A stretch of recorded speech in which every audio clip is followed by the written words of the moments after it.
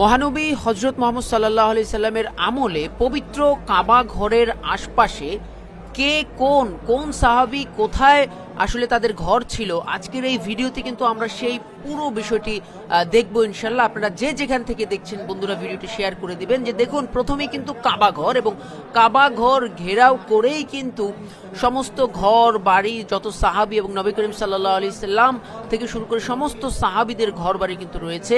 কাবা ঘরের পাশে যে দুটি স্থাপনা, একটি হচ্ছে মাকামে ইব্রাহিম, এবং সর্বশেষ যে লাইটটি জ্বলছে দেখুন জ্বলজ্বল করছে, এটি হচ্ছে জমজম কূপ। এবং এই জমজম কূপের পারেই যেই গেটটি দেখতে পাচ্ছেন, এই গেটটির পাশে হচ্ছে বনু সাইবা গোত্রের মানে ঘর বাড়ি ছিল, অর্থাৎ যারা একেবারে পবিত্র কাবা ঘরের রক্ষণাবেক্ষণ করত, বিশেষ করে তাদের কাছে চাবি থাকতো। সেই বনু সাইবা গোত্রে কিন্তু এই যেই দেখতে পাচ্ছেন যে যেই দরজাটি অর্থাৎ প্রবেশ গেটটি, এই প্রবেশ গেটটির পাশেই কিন্তু বনু সাইবার বসবাস ছিল। এবং এই ঘর বরাবর কিন্তু হযরত আব্দুল্লাহর অর্থাৎ আমাদের প্রিয় নবী হযরত মুহাম্মদ সাল্লাল্লাহু আলাইহি সাল্লামের বাবার ঘর ছিল।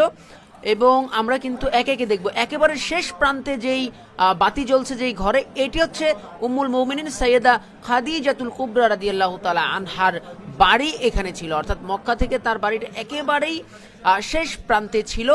এবং আরও কাছের যে জায়গাটি, এই যে যেটি এখন জ্বলজ্বল করছে, এটি হচ্ছে হাউস অফ আবু সুফিয়ান। মহানবী হযরত মুহাম্মদ সাল্লাল্লাহু আলাইহি সাল্লামের আবু সুফিয়ানের বাড়ি ছিল এই যে ঠিক যেটি এখন জ্বলজ্বল করছে। আর এই যে এখন যেটি জ্বলছে, এটি হচ্ছে আমাদের প্রিয় নবী হযরত মুহাম্মদ সাল্লাল্লাহু আলাইহি সাল্লামের পিতা হযরত আব্দুল্লাহ ইবনে আব্দুল মুত্তালিবের ঘর, অর্থাৎ বাড়ি। আমাদের নবী করিম সাল্লাল্লাহু আলাইহি সাল্লামের ঘর কিন্তু একদম কাবা ঘরের যে গেট, এই গেট বরাবর কিন্তু সোজা, যেখান থেকে পুরো কাবা ঘরকে সরাসরি দেখা যেত।